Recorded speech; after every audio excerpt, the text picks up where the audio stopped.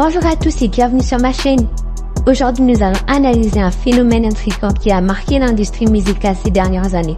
L'ascension de Tyla, une talentueuse artiste sud-africaine qui connaît un succès grandissant à l'international. Ses titres font vibrer de nombreuses audiences à travers le monde, mais il est intéressant de noter que son accueil aux États-Unis devient de plus en plus mitigé. Alors, pourquoi cette différence de réception?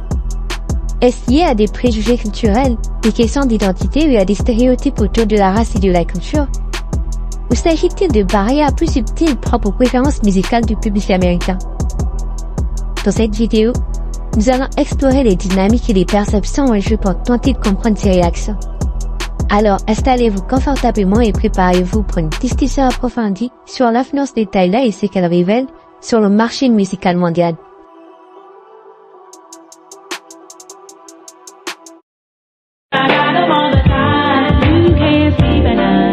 From Cash, y'all from YouTube. I ain't ever been it, ever wanna let you go.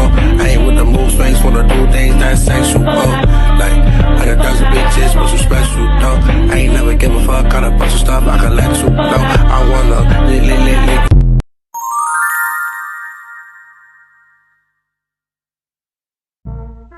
Tyla Laura Seater s'est fait connaître à l'international grâce à l'ascension de son titre Rudder.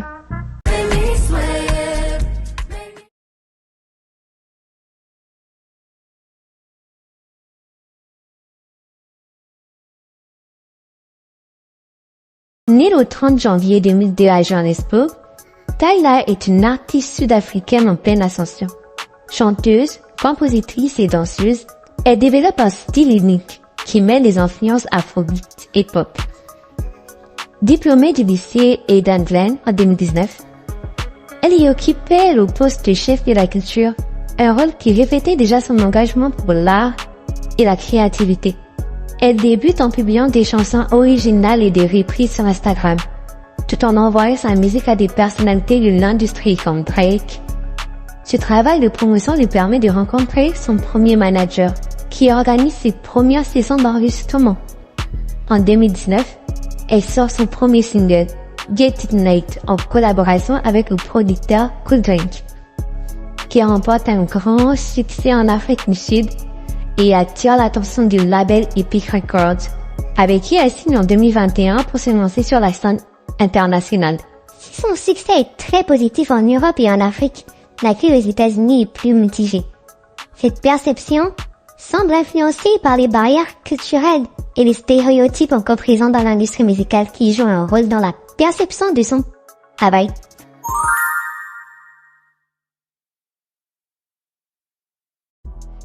Depuis que Tyla est un peu trop sous l'effet des projecteurs, nous avons remarqué que les Américains n'en font pas une pour lui poser des problèmes. Tous ces faits et gestes sont interprétés et surinterprétés de manière à ce qu'elle ait des problèmes. Ce fut le cas la dernière fois lorsque Tyla avait décidé de teaser son clip Push to Start après la défaite de Kamala Harris.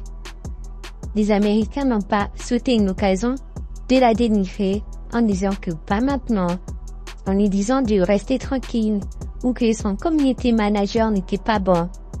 Alors que Tyla est sud-africaine et elle poste à des heures sud-africaines, c'est une artiste. Elle n'est pas américaine et les élections américaines ne la regardent pas. Et les Américains pensent que tout tourne autour d'eux. Pour comprendre ces phénomènes, il faut se plonger dans le nationalisme culturel qui existe souvent aux États-Unis. L'Amérique a longtemps dominé le monde de la musique. Et cette position de leader engendre parfois un rejet de tout ce qui vient de l'extérieur.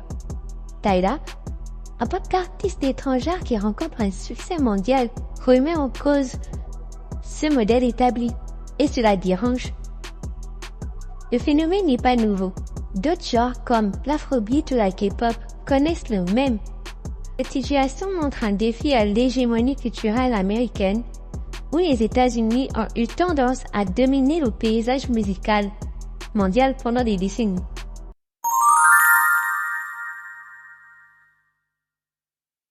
I mean, like, in South Africa, my race is called colored. And it's a very stressful term to use in America because I know it's a derogatory term. Right. But I mean, that's what we are called Right. in South Africa.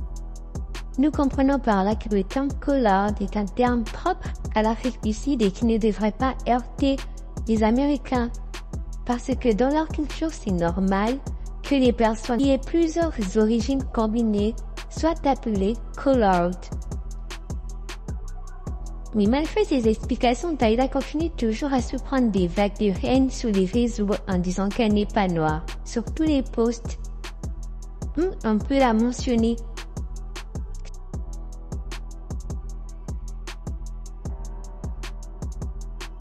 C'est à quoi elle a récemment réagi en disant que elle n'a jamais nié ses identités noires, mais respecté sa culture en fait. Ce n'est pas la première fois qu'un artiste étranger suscite la controverse en raison de son rapport à la race. En fait, plusieurs personnalités issues de la diaspora africaine ont fait face à des critiques similaires, accusées de ne pas se battre pour la cause noire, ou au contraire d'utiliser leur identité pour se vendre à un public plus large. Mais il faut aussi comprendre que pour certains, cette déclaration de Tyla remet en question le récit de la communauté nord-américaine, qui a souvent été le porte-étendard de la lutte contre le racisme dans le monde entier.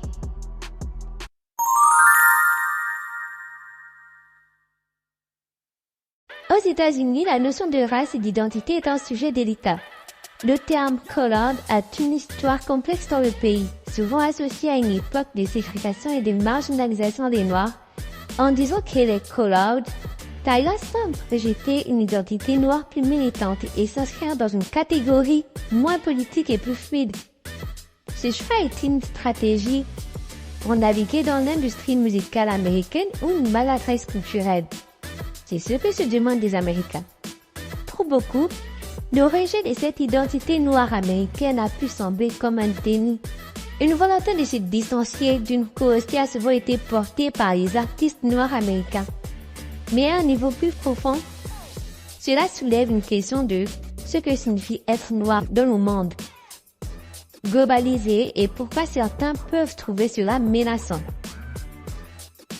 Aujourd'hui, ce combat continue et les artistes et influenceurs afro-américains jouent un rôle clé pour sensibiliser le public aux injustices. Des artistes comme Kendrick Lamar avec des chansons engagées comme Alright ou encore Beyoncé qui utilise ses performances pour mettre en lumière la culture et les luttes noires, perpétuent cet héritage de résistance. Le mouvement Black Lives Matter, soutenu par de nombreux influenceurs, est un exemple actuel de la manière dont cette lutte se poursuit pour dénoncer le racisme systématique et promouvoir une société plus égalitaire.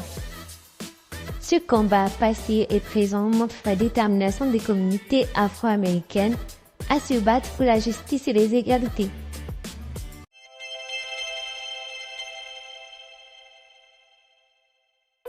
Mais le rejet de Tyla ne se limite pas à son identité raciale. Comme beaucoup d'autres artistes internationaux, elle est accusée d'être un produit fabriqué. Les critiques évoquent son image jalousement cultivée, son soutien par de puissants labels et des stratégies de marketing comme étant des responsables de son succès.